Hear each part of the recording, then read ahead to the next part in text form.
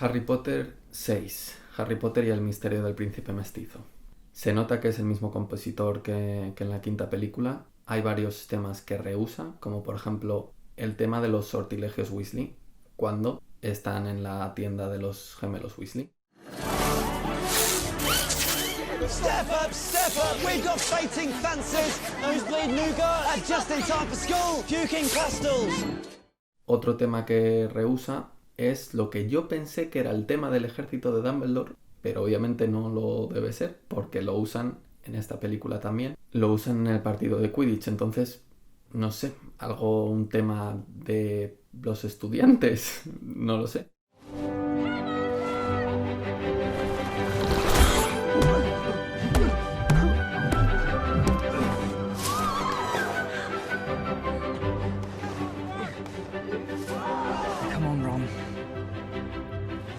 También usan de nuevo el tema de Hedwig, el tema general de Harry Potter, de la magia, en el título.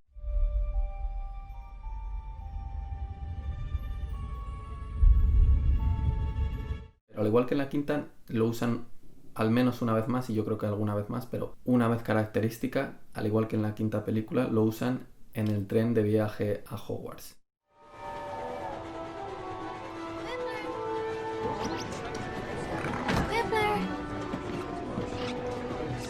He's lovely. They've been known to sing on Boxing Day, you know. Quibbler? Oh, please. Tiene sentido mucho, diría yo, porque ese tren marca el camino del mundo Muggle al mundo mágico. Y luego, temas nuevos, está el tema de Ginny, suena cuando aparece Ginny por primera vez en la película.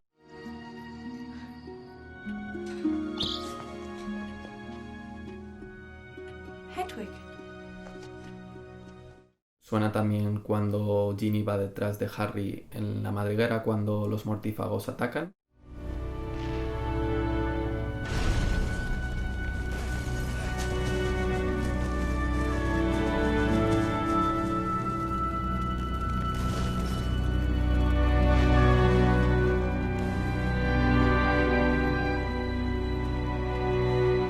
Y de nuevo suena cuando Ginny besa a Harry.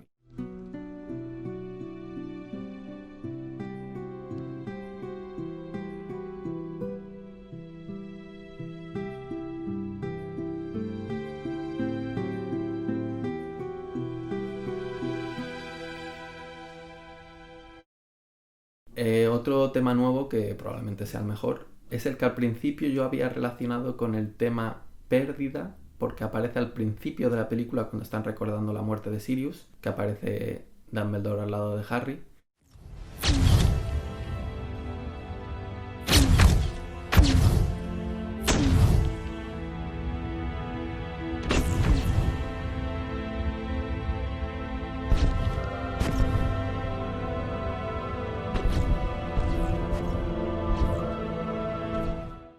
Pero no estoy seguro si es el tema de Dumbledore. ¿Por qué? Porque suena también con el funeral o la pérdida de Dumbledore, lo cual encaja con lo que yo he propuesto como el tema de la pérdida.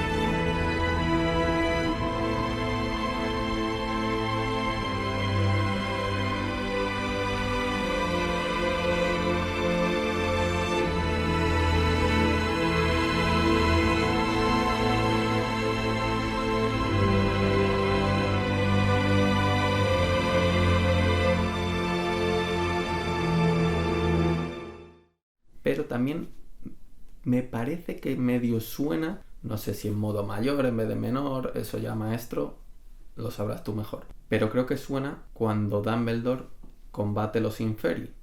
Entonces tendría sentido que fuera el tema de Dumbledore.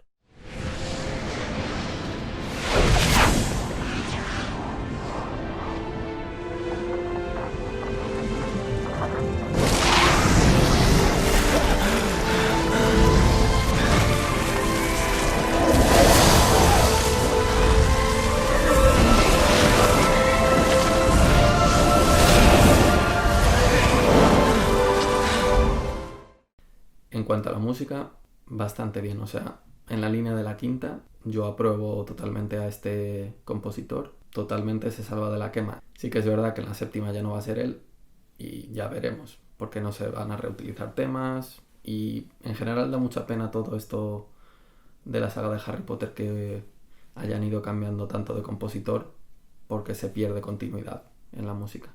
La película la voy a salvar, aunque haya muchísimas cosas que no me gusten, porque es verdad que es mucho más entretenida que la quinta. Hay menos momentos de decir no tiene sentido, esto no es Harry Potter, pero aún así tiene muchas cosas que no sé por qué las ponen. Lo de la madriguera, por ejemplo, pues bueno, no le veo mucho sentido, pero entiendo que querían ya forjar el lazo Ginny y Harry y más cosas de esas que parecen que los adolescentes saben perfectamente conjurar magia sin pronunciarlo y es algo que no, Harry, por ejemplo, no tiene ni idea. Voy a olvidarme sobre todo de los demasiados momentos cómicos. Harry! Sir. Aunque lo recordaba todavía más, así que no me ha molestado tanto, pero sobre todo, no entiendo qué pinta Dumbledore comentando sobre los romanticismos de adolescentes en Hogwarts. I fear I may have stolen a wondrous night from you, Harry. She was, truthfully, very pretty. Una vez dices, pues bueno. Well, I notice you spend a great deal of time with Miss Granger. I can't help wondering if... Oh, no. I mean, she's brilliant, and we're friends, but no. Pero que mínimo 3 veces.